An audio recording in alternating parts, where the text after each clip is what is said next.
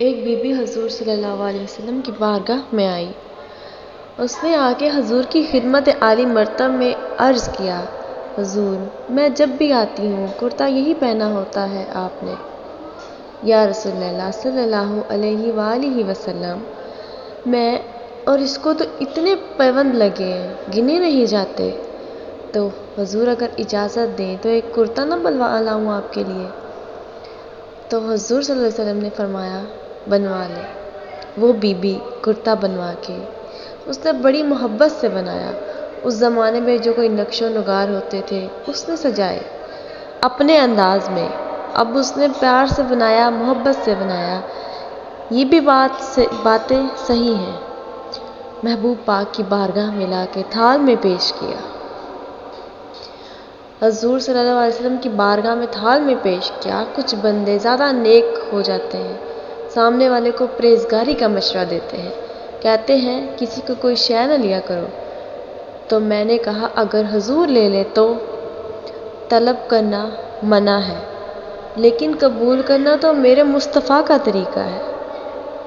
تو بھائی ہمیں نہ اتنا ہی نیک بناؤ جتنا میرے رسول پاک نے ہمیں بنایا ہے۔ 2 قدم آگے بڑھ کر کچھ لوگ مشورہ دیتے ہیں، یہ مشورہ درست نہیں۔ نبی پاک نے فرمایا تو کسی سے طلب نہ کر، لیکن اگر کوئی تیری طرف تحفہ بڑھائے تو اسے قبول کر، محبت میں اضافہ ہوگا۔ جب حضور صلی اللہ علیہ وسلم قبول کرتے ہیں جو کائنات کو بانٹتے ہیں، تو پھر تو دوسرے پہ کیسے پابندی لگا سکتا ہے؟ میرے رسول کریم صلی اللہ علیہ وسلم کو اس نے پیش کیا، کہا حضور قبول کر لیں، حضور نے قبول کیا۔ اب حضور اس کا چہرہ دیکھنے لگے، مسکرا کر فرمایا، تیرا دل کرتا ہوگا میں اس پہن کے دکھاؤں؟ بے خبر ہو جو غلاموں سے، وہ آقا کیا تیرا دل کر رہا ہوگا پہن کے دکھاؤں؟ تو کہا حضور دل ہی یہی کرتا ہے۔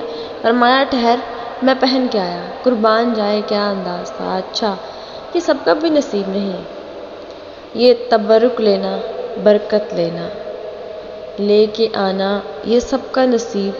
نبی کریم صلی اللہ علیہ وسلم نے کہا تو ٹھہر میں پہن کے آیا۔ حضور اندر تشریف لے گئے، تھوڑی دیر کے بعد پہن کے آئے۔ اس خاتون کو اتنی خوشی ہوئی کہ اس کی آنکھوں میں آنسو ہی آ گئے۔ کہنے لگی دیکھو میرا نصیب میں بنا کے لائی ہوں، مصطفیٰ نے قبول فرمایا۔ بڑی راضی ہوئی، چلی گئی۔ حضرت سہیل بن سعد کہتے ہیں قریب ایک صحابی کھڑے تھے اور شارحین نے لکھا معمولی آدمی نہیں، حضرت عبد الرحمن ابن عوف تھے، صحابہ میں سب سے امیر آدمی۔ اللہ اکبر، ذرا لطف دیکھیں گا۔ کہتے ہیں وہ قریب کھڑے تھے، جب حضور نے پہنا تو تعریفیں کرنے لگے، کہنے لگا سنیا کمال ہی ہو گئے، محبوب کیا بات ہے، حضور اس کے بنانے کی محبت بھی کیا بات ہے، پر جو اللہ نے رنگ اور روپ آپ کو عطا فرمایا اس کی بھی کیا ہی بات ہے۔ یا رسول اللہ اتنا پیارا لگ رہا ہے۔ جب کوئی زیادہ تعریف کرے نا تو تعریف کرنے والوں کو بھی اپنی اپنی نیتیں ہوتی ہیں نا۔ جب زیادہ ہی تعریف کی تو حضور نے فرمایا تجھے پسند آ گیا ہے، دے دوں؟ یا رسول اللہ صلی اللہ علیہ وسلم، تو فرمایا چاہیے کیا حضور، مہربانی ہو جائے، تو کیا ہی بات ہے۔ سرکار اندر گئے اور کرتا دوبارہ پہن کر، اور میرے رسول پاک صلی اللہ علیہ وسلم نے اس کرتے کو اتارا۔ بخاری پڑھ رہا ہوں اور نبی پاک نے لا کے دیا، فرمایا چل یار، وہ بھی راضی ہو گئی، تو بھی راضی ہو جا۔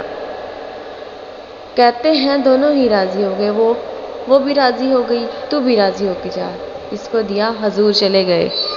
صحابہ بعد میں اس صحابی کے پیچھے آئے، کہنے لگے یار تو تگڑا بندہ ہے، تجھے ضرورت ہی نہیں تھی۔